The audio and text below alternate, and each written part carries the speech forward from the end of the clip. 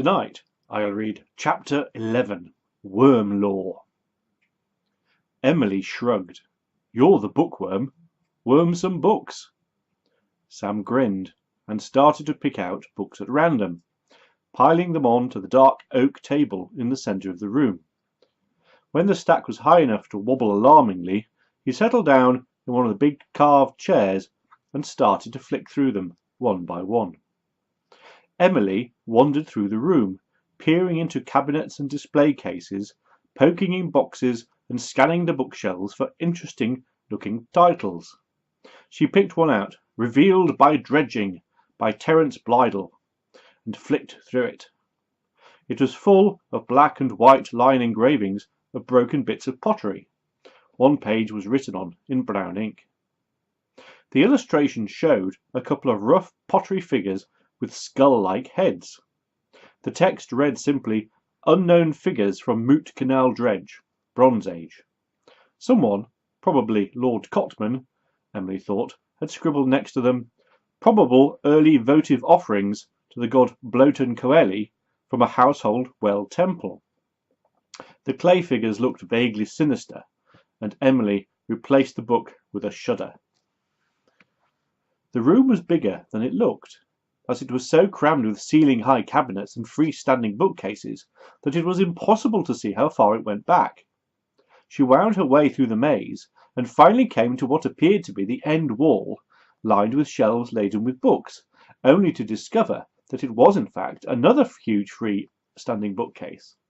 There was a narrow gap at the end between it and the side wall. Emily fished out her torch and squeezed through, hoping to find a treasure trove of forgotten Wyrm-Lore, but her torch beam only picked out a dusty, cobwebby space a couple of feet wide, occupied by a few stacks of ragged old encyclopedias and dull-looking Olavian novels, and a couple of huge oil paintings at the end, leaning up against the back wall. Disappointed, she wriggled back out of the space and dusted herself off. Hey, Em, look at this. Sam sounded excited. Emily made her way back to the table. Sam was poring over a large, leather-bound book printed in an antique Gothic-style text. A finely engraved picture filled one of the pages, showing part of a large rock carved with 3 sets of strange, circular markings. Emily leaned over Sam's shoulder and read the caption, Cup and Ringstone, North Cliff. I came across this, said Sam. The name rang a bell, so I read around a bit. And you know what the stone is also called? Emily shook her head. What? She went over to the window and looked out. Looming over the slate-tiled roof of the building opposite was the dark mass of North Cliff. The Wormstone, said Sam. Sounds promising. So what else does it say? She asked.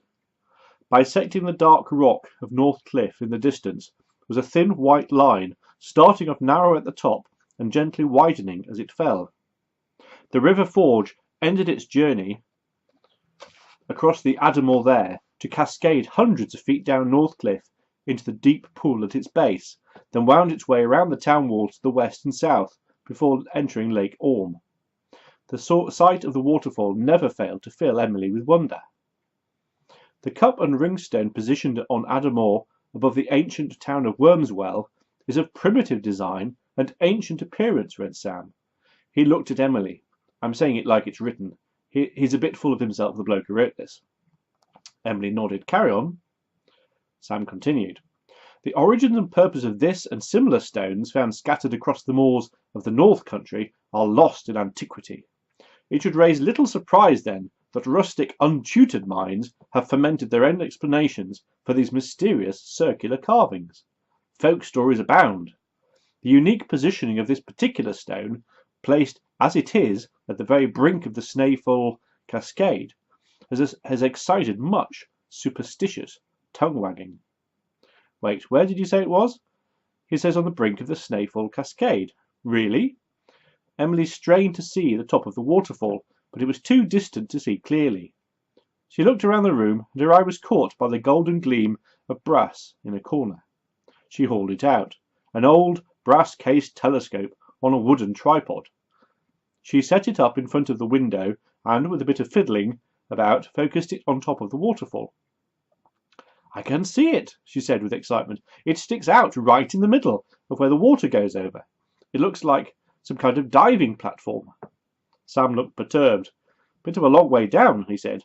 "Personally, I get wobbly just standing on the edge of the swimming pool. Anyway," he continued, "he goes on to say that local names for the stone include both Kingstone and Wormstone." He took a deep breath.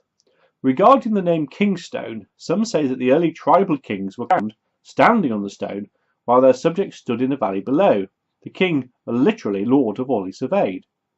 A folk tale, however, tells about how a young man found a hidden cave somewhere in Wyrm-Lore. The young man entered the cave in the hope of finding treasure, but instead found devils who possessed him. A poor shepherd grazing his sheep on the moor saw the young man carve the markings in the kingstone, apparently to warn the townsfolk of the location of the devil's cave. The young man went mad and flung himself from the stone to his death.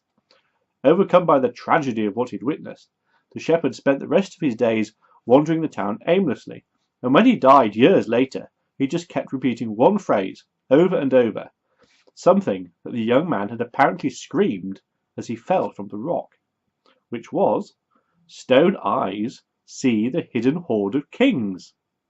Do you think that's the phrase that Lord Cotman had written on the side of the library? Could be. We'll have a look when we leave. What does he have to say about the name Wormstone? The meaning of Wormstone seems plain, for not only does the shape of the stone resemble crudely the undulations of a serpent, with the carvings being the eyes, but the stone stands at the head of the falls, with the white water forming a simulacrum of the worm's body. Educated minds will also recall that along the falls climbs a vertical flight of rock-carved steps, colloquially named the serpent's backbone. There are stairs all the way up to the top of the cliff. Sam nodded. "I know. But they've been closed off for years. Too many people who tried to climb them fell off." Emily looked disappointed.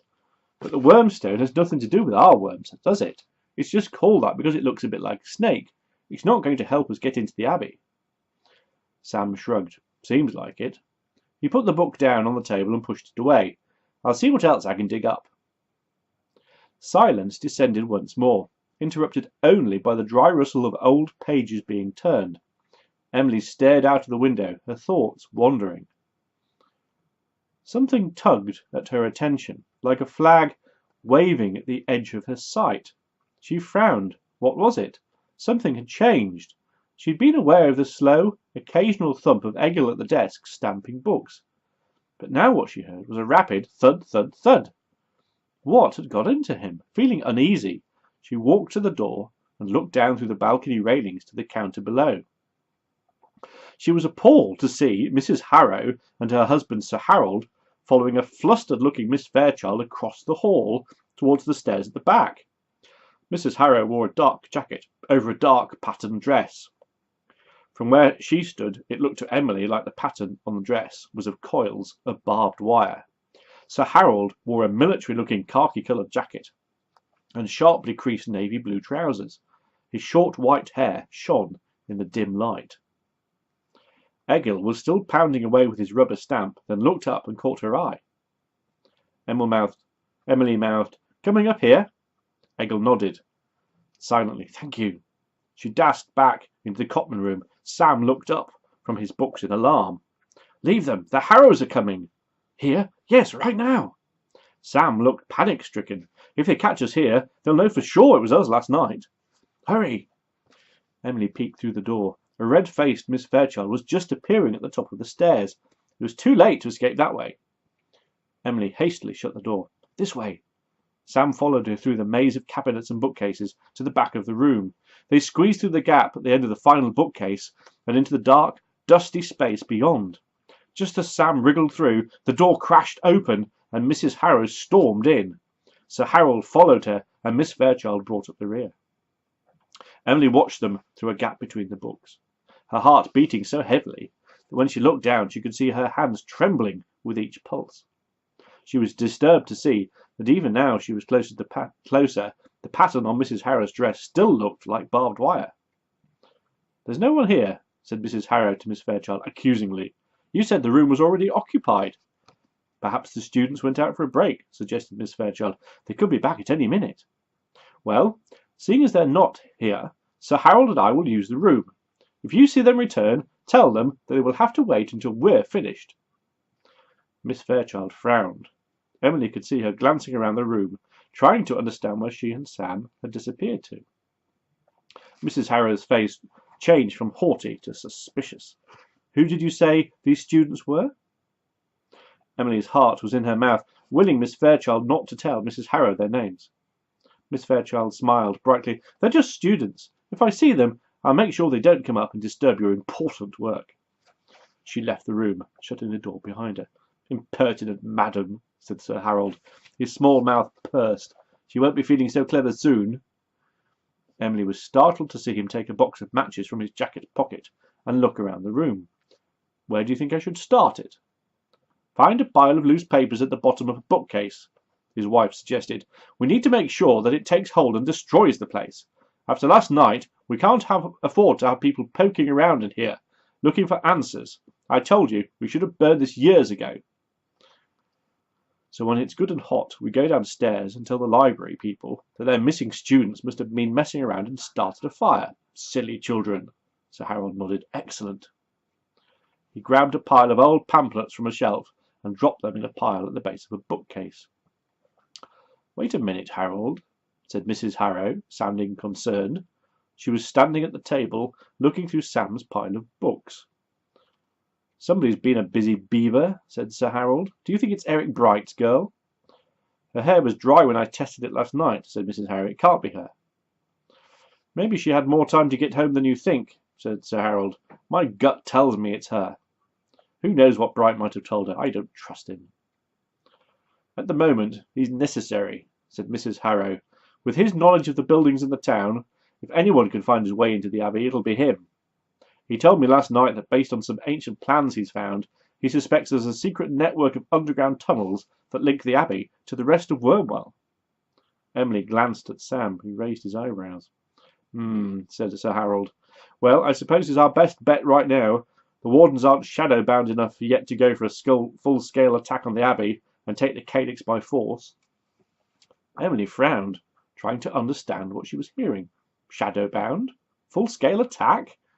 Anyway, said Harold, all we need to do is to keep these kids out of the way for the time being. We don't need to do anything drastic to them. Agreed? Started Mrs. Harrow. But as she said it, her tone had suddenly turned hard and grim. She had picked up the book that Sam had been reading from earlier. No, Harold. They knew too much. Much too much. What is it, Clotilda? Sir Harold sounded anxious. What have they found? She showed him the engraving. They know about the Kingstone. Even from the far end of the room, Emily heard the hiss of Sir Harold's intaken breath as he saw the expression on his wife's face. Look, we can't be sure, he said plaintively. Maybe it's just a coincidence that the book was open at that page. Mrs. Harrow noticed the telescope that Emily had set up by the window. You think so, Harold? She bent and looked through the eyepiece. So it's also a coincidence that they also just happened to be looking at the Wyrmstone through this, she said sarcastically. Sir Harold looked pensive. Do you think they know about the old king? If they do, then they could ruin everything. Mrs. Harrow crossed her arms and looked at her husband expectantly. Everything. We can't have that. No, we must be decisive, Harold. Our future depends on it. Yes, they must be found, said Harold reluctantly. He sighed and silenced. Excellent decision, Harold. Mrs. Harrow sounded pleased. Silenced, Emily thought. Her brain struggled to understand what she'd just heard. Realization came like a hammer blow. They're talking about killing us. At that moment, Sam sneezed. And that's the end of chapter 11. Good night.